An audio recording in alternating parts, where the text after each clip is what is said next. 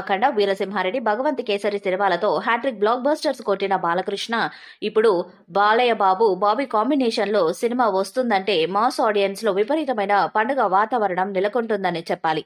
ఎందుకంటే ఆయన సినిమాలో ఎక్కువగా ఫైట్స్ కి ప్రాధాన్యత ఇస్తూ ఉంటారు. ఇక బాలయ్య బాబు గత చిత్రాలైన సింహ, లెజెండ్, అఖండ లాంటి సినిమాలో ఫైట్స్ కి విపరీతమైన క్రేజ్ వచ్చింది.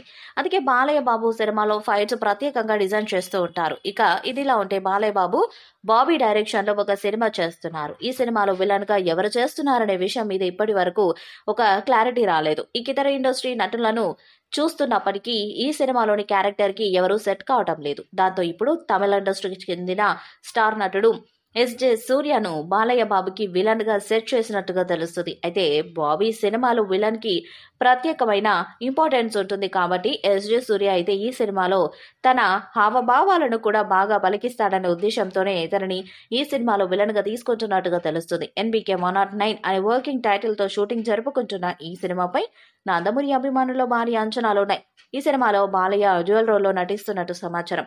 తండ్రి కొడుకులుగా బాలయ్య నటించబోతున్నట్లు టాక్ వినిపిస్తుంది. కానీ ఈ విషయంలో మాత్రం మేకర్స్ నుంచి ఎలాంటి క్లారిటీ లేదు. లేటెస్ట్ గా ఎన్బీకే 109 గురించి ఒక ఇంట్రెస్టింగ్ విషయం బయటకు వచ్చింది. సోషల్ మీడియాలో వైరల్ అవుతుంది. బాలయ్య సినిమాలో మలయాళ super star Dulquer Salmaan special role play చేస్తున్నట్టు ఒక వార్త చాలా రోజులుగా వినిపిస్తుంది. ఇటీవలే బాలకృష్ణ, దుల్కర్ సల్మాన్ కి మధ్య సీన్స్ ని కూడా షూట్ చేశారని టాక్.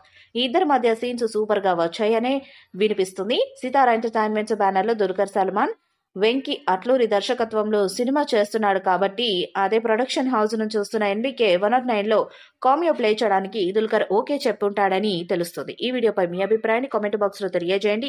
ఈ వీడియో మీకు నచ్చితే లైక్ చేయండి, షేర్ చేయండి, కామెంట్ చేయండి. మరిన్ని అప్డేట్స్ కోసం మన ఛానల్ ని సబ్స్క్రైబ్ చేయండి.